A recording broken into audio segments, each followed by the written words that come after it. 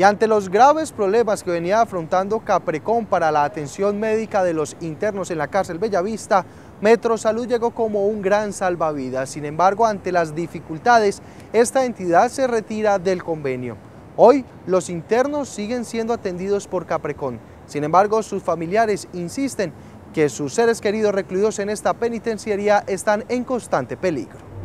Metrosalud llegó a las cárceles Bellavista y Pedregal como el gran salvavidas para mejorar la atención en salud de los presos, pero poco a poco esta entidad se dio cuenta que dicha atención no sería tan fácil como se creía, por la complejidad de las enfermedades que sufren los internos. Pues no creo que era el gran salvavidas, o sea, nosotros desde el principio cuando nos dimos cuenta que la S Metrosalud iba a tomar el convenio con el IMPEC y con Caprecon, sabíamos que no éramos capaces de responder, de dar respuesta a un contrato. Las cárceles son muy grandes, tienen muchos usuarios y no teníamos la capacidad de responder. Y los problemas, según funcionarios de Metrosalud, inician cuando se dan cuenta que no están capacitados para intervenir a esta población carcelaria. La atención en las cárceles requiere personal especializado, capacitado para estar allá. Las jornadas de trabajo no pueden tener la misma intensidad porque de todas maneras uno se afecta psicológicamente con el entorno. Y no tenían ellos ni la preparación, ni el apoyo, ni del IMPEC, ni dentro de las cárceles, ni de la S Metrosalud para prestar un buen servicio. Otro de los problemas que se empezaron a visibilizar, dicho por los mismos médicos, es que Caprecon delegó toda la responsabilidad de Metrosalud, situación que no permitió que en dichas cárceles de Medellín se atendiera oportunamente a esta población reclusa. No analizó que no éramos el ente que podía dar respuesta a esas necesidades. Simplemente descargó su afán de conseguir un convenio y un contrato de que le dieran atención. No éramos nosotros precisamente la entidad que podía prestar ese servicio. Dicen los médicos de Metrosalud que ya trabajando en la cárcel iniciaron las amenazas contra ellos, y ni qué decir de los obstáculos que ponían los guardianes del IMPEC para poder ejercer su labor en pro de la salud de los reclusos. Los compañeros se sintieron maltratados de parte de los presos, pues ellos se sentían afectados psicológicamente, no eran capaces de dar respuesta a las necesidades que ellos les estaban manifestando, ni tampoco tenían cómo hacerles remisiones ni darles medicamentos oportunos, porque todo el personal no era contratado al mismo tiempo, entonces faltaban médicos en ese momento y, por ejemplo, un auxiliar de droguería no era capaz de dar respuesta sola a las necesidades de allá. Otra realidad contada por los médicos de Metrosalud es que llegar a los enfermos presos en la cárcel Bellavista, por ejemplo, era una situación complicada, porque muchos internos no podían salir incluso de sus propios patios.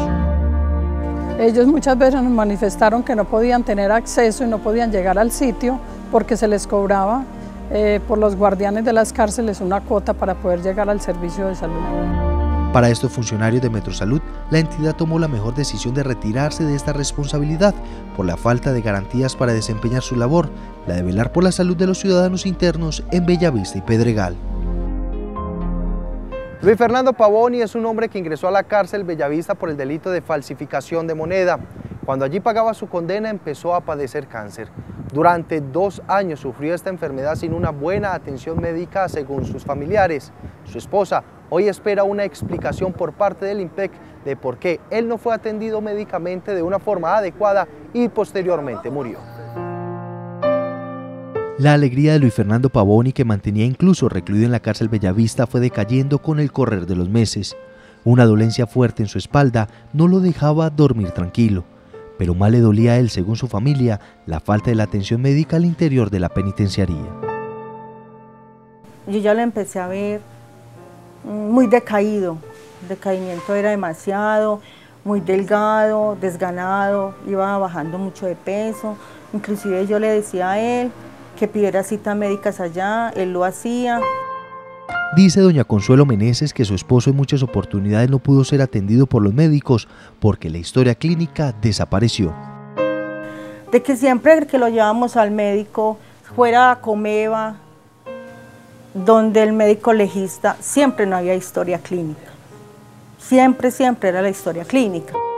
Los amigos y allegados de Luis Fernando Pavoni aseguraron que este interno sufrió solo su enfermedad y que en múltiples ocasiones pidió a gritos que fuera atendido por los médicos. Sin embargo, no pudo traspasar las rejas de su celda para lograr determinar por qué eran sus quebrantos de salud.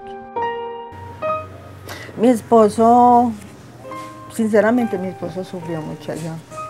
Yo como lo sentía como la esposa, yo lo veía, o sea, de yo, por ejemplo, llegar a Bellavista y decirme los amigos de él, mira doña Consuelo, don Luis está muy mal, don Luis nos ha desmayado en el patio, pegado de esa reja, pidiendo auxilio que los saquen para abajo, pues donde los llevan a ellos, es que, ¿cómo es que se llama?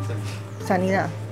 Y después de pasar más de un año de sufrimiento, a Luis Fernando Pavoni le detectaron una grave enfermedad que lo llevó a la muerte. Mi hijo llegó pues a Bellavista, se tiró para Sanidad y él me llamó y me dijo, mami, mi papá se está muriendo.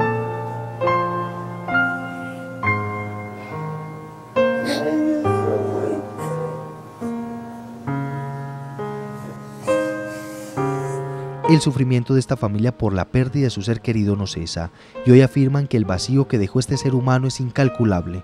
Para ellos, no es justo que pagar una condena en la cárcel Bellavista sea una sentencia a muerte. Vea, yo en ese momento, yo quise tanto a mi esposa, 30 años de matrimonio. Yo todavía lo espero. Yo a veces sola. Estoy en mi negocio y yo digo, él va a llegar. Eso es muy duro. De verdad que eso es duro. Esta familia insiste que aquellas personas que hoy tienen a sus seres queridos recluidos en la cárcel Bellavista y que padecen de alguna enfermedad denuncien ante las autoridades competentes la situación por la que están pasando.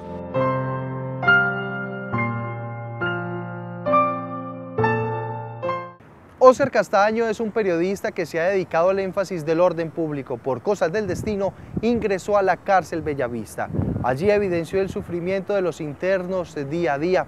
Esto lo motivó a crear varias crónicas que luego la recopiló en el libro Cementerio de Libertades.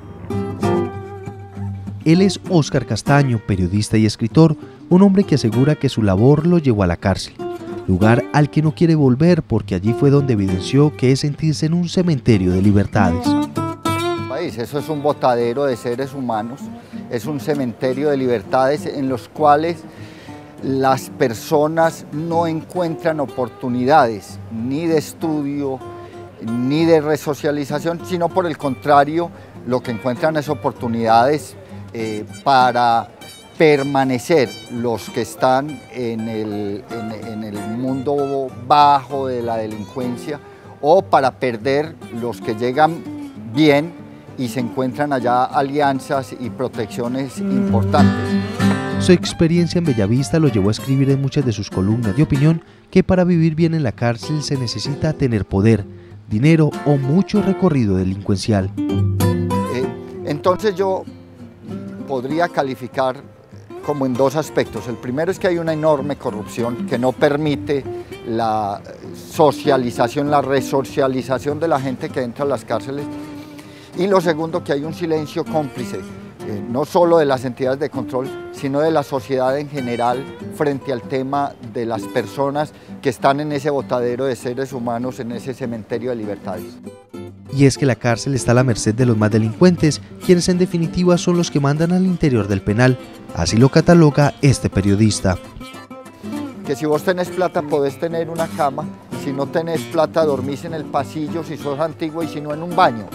¿Y quién va a dormir en un baño con 500 personas yendo toda la noche al baño? Y cuando se cae a la cárcel definitivamente hay que llegar, según Óscar Castaño, con la cabeza abajo y con la intención de agradarle a un cacique, porque de lo contrario la vida del interno se puede complicar. La verdad es que allá desde que se entra hay unas reglas de juego que hay que cumplir. Es decir, hay que respetar a los caciques y a sus cortes. Eso es otro país. Es un país donde cada patio tiene un cacique y tiene montado todo un aparato logístico de seguridad, de cobro, de venta, de entrada incluso de las prostitutas los fines de semana. Estando en la cárcel toma la decisión de continuar su labor de periodista y fue así como denunció muchas irregularidades que él consideraba se cometían en la cárcel, pero esto casi le cuesta la vida. Inmediatamente empecé a recibir presiones Casualmente, las primeras presiones que recibí fue de los mismos entes de control, de los entes que tenían que protegerme, fueron los que empezaron a silenciarme. Considera Óscar Castaño que falta organización de los presos para pedir respeto por sus derechos. Dice además que no se puede pensar en un sistema carcelario indefinido cuando cada vez más son las denuncias que se vienen evidenciando en las penitenciarías del país.